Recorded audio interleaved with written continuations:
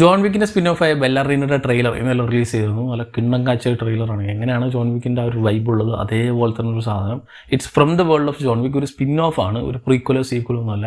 ഒരു നമ്മുടെ John Wick സിനിമകളിലെ 3rd and 4th മൂവിയുടെ ഇടയിൽ നടക്കുന്ന കാര്യങ്ങളായിരിക്കും ഇത് നടക്കുക. സോ പാരബെല്ലും ജോൺ വിക്ക് 4ഉം. സോ ജോൺ വിക്ക് 4ൽ ജോൺ വിക്കിൽ എന്തായെന്നൊക്കെ നമുക്കറിയാം. സോ എങ്ങനെയാണ് ഈ ക്യാരക്ടർ ഇതിൽ റിപ്രൈസ് ചെയ്യുന്നതൊക്കെ നമുക്ക്, പക്ഷെ പ്രധാനമായിട്ട് ജോൺ വിക്കിനല്ല, ഈ പറയുന്ന അന ഡെ ആർമസ് അവതരിപ്പിക്കുന്ന ക്യാരക്ടറിനെയാണ് പ്രധാനമായിട്ട് ഈ സിനിമ ചർച്ച ചെയ്യുന്നത് അല്ലെങ്കിൽ കേന്ദ്രീകരിക്കുന്നത്. ആൻഡ് ഈ സിനിമയിൽ ഫുള്ളായിട്ട് റുസ്കോ റോമോസിലുള്ള ഒരു പർട്ടിക്കുലർ ബെല്ല ഡാൻസേഴ്സ് ഉണ്ട്. നമ്മൾ ഓൾറെഡി പാരബെല്ലത്തിലും ജോൺ വിക്ക് 2ലൊക്കെ തന്നെ കണ്ടിട്ടുണ്ട്. ഈ റുസ്കോ റോമോയിലൊക്കെ നമ്മുടെ കിയാനോ പോകുന്ന സമയത്തൊക്കെ നമ്മൾ ഈ ഒരു ക്യാരക്ടേഴ്സിനെ അറിയാം.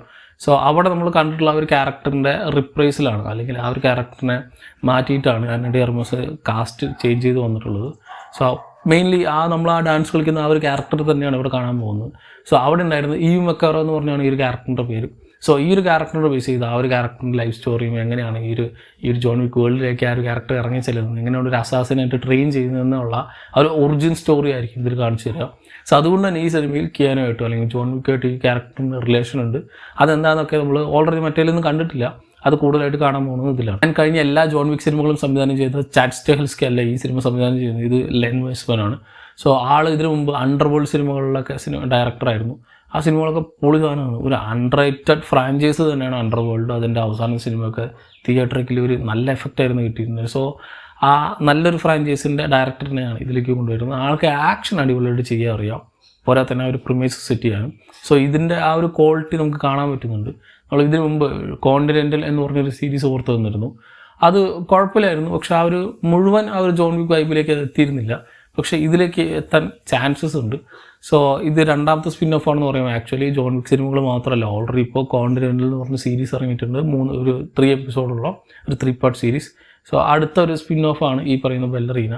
ഇനി ഇത് കഴിഞ്ഞിട്ടൊക്കെ ആയിരിക്കും ജോൺ വിക്ക് 5 ഒക്കെ വരാതിരിക്കുക. കുറേ കൂടി ആ ഒരു ജോൺ വിക്കിൻ്റെ വേൾഡ് എക്സ്പാൻഡ് ചെയ്യാനാണ് അവർ ശ്രമിക്കുന്നത്. ആൻഡ് ഈ മക്കാറെ വരുന്ന അന്ന ഡെ ആർമസ് അതൊരു നല്ല കാസ്റ്റ് തന്നെയാണെന്ന് തോന്നുന്നു. ഞാൻ ആദ്യം വിചാരിച്ച് അന്നക്ക് ഇങ്ങനത്തെ ഒരു ആക്ഷൻ സീക്വൻസുകളൊക്കെ വരുന്നു, അല്ലെങ്കിൽ ഫുൾ ഓൺ ആക്ഷൻ ബാക്കഡ് ആയിട്ടുള്ള ഒരു മൂവി എങ്ങനെയായിരിക്കും എന്നുള്ളത് ഒരു പിടുത്തുണ്ടായിരുന്നു. പക്ഷേ ട്രെയിലറിൽ she look so promising.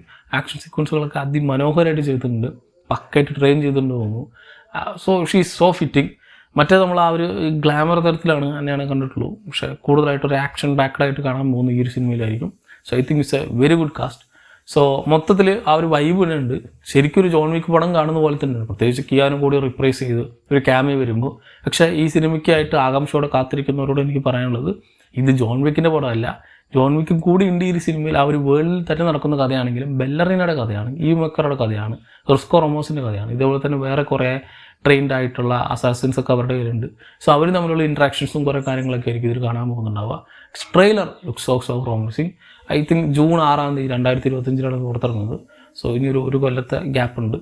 So ഇത് കഴിഞ്ഞ് ഞാൻ ഈ പറഞ്ഞ പോലെ ഒരു വേൾഡ് എക്സ്പാൻഷനാണ് പ്രധാനമായിട്ട് ഉദ്ദേശിക്കുന്നത്. ഈ ഒരു ജോൺ വിക്ക് ഫ്രാഞ്ചൈസിനെ തന്നെ എക്സ്പാൻഡ് ചെയ്ത് കുറേ സ്പിൻ ഓഫ്, ഇനി ഒരു ആനിമേറ്റഡ് സാധനങ്ങളൊക്കെ വരാനിരിക്കുന്നുണ്ട്. സോ എക്സ്പാൻഡ് ചെയ്യുന്ന ഈ ഒരു ഫ്രാഞ്ചൈസിന് ഏറ്റവും പറ്റിയ നല്ലൊരു ഇൻസ്റ്റാൾമെൻറ്റ് ആവട്ടെ ഈ ഒരു ജോൺ വിക്കിൻ്റെ ബെല്ലറീന എന്ന് പറഞ്ഞ സിനിമ എന്ന് പ്രതീക്ഷിക്കാം. ഓൾറെഡി ഈ ഒരു ട്രെയിലർ കണ്ടവരുണ്ടെങ്കിൽ ഈ ട്രെയിലറെ പറ്റിയുള്ള നിങ്ങളുടെ അഭിപ്രായം നമ്മൾ താഴെ കമൻറ്റ് ബോക്സിൽ കമൻറ്റ് ചെയ്യുക. മറ്റൊരു വീഡിയോയിൽ വീണ്ടും കാണാം. നന്ദി.